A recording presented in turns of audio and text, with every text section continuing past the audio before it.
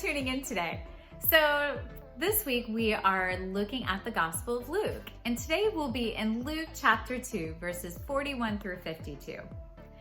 Now, this was one of my favorite passages as a kid because it's really one of the only glimpses we have of Jesus as a child. Now, in this passage, Mary, Joseph, and Jesus had just finished the Passover festival, and they were getting ready for a long journey home.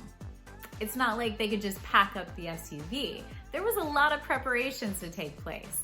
They'd be traveling with this huge group of people. Mary, I'm sure, was packing. Joseph was making sure they had everything they needed for the long journey. And both of them would have assumed that Jesus was with the other or ahead with family and friends. So they are a day into the journey home when all of a sudden, I'm sure Mary gets panic. Joseph, have you seen Jesus? I thought he was with you. I'm sure he's ahead. So then they start calling out, Jesus, Jesus.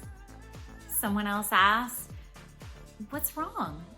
Oh, you can't find Jesus? So then more and more people start calling out. And before long, Mary and Joseph realize Jesus isn't in the group.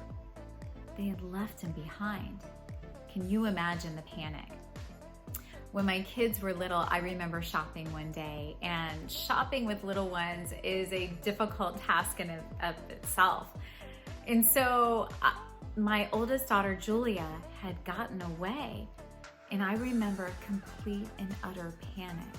I was crying through the store, calling her name.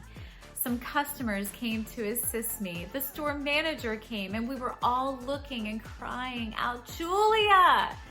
And finally we found her. She was sitting among some toys with some stuffed animals and some books, and she looks up at me like, hi, Mommy. Wondering why we're so upset. Well, let's take a look at how Mary and Joseph found Jesus. So we are here in verse 45. They returned to Jerusalem to search for him. After 3 long days of searching, can you imagine? They found Jesus in the temple, sitting among the teachers, listening to them and asking them questions. And all those who heard him were astounded at his understanding and his answers. Now, when his parents saw him, they were astonished, and his mother said to him, Son, why have you treated us like this? Don't you know that your father and I have been anxiously searching for you? And Jesus looked at them and I'm sure said in the most innocent way, why were you searching for me? Didn't you know I'd be in my Father's house? But they didn't understand what he said to them. You see, for Jesus, this was the most natural place for him to be. Jesus, the Son of God.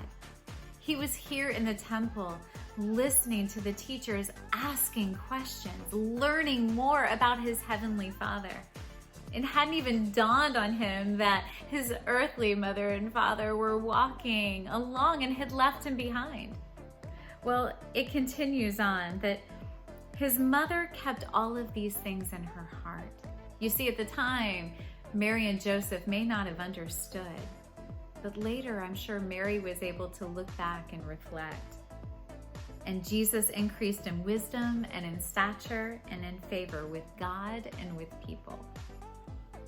You know, as parents or as a relative or as someone who just has kids within their sphere of influence, God has given us an incredible responsibility to raise up our kids to love and to serve him, to know that he is their heavenly Father, that he loved them so much that he sent his one and only Son to pay the price for their sins, so that everything that they've ever done wrong or ever will do wrong would be forgiven, that they could be made right with him and be able to go to heaven one day.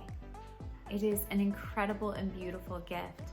And Jesus paid that price for all of us. It is a privilege as a parent to be able to teach that to our kids, to help them so that they will never be lost. That having a faith that Jesus died and paid the price so that they could go to heaven one day will make it so they will always be found.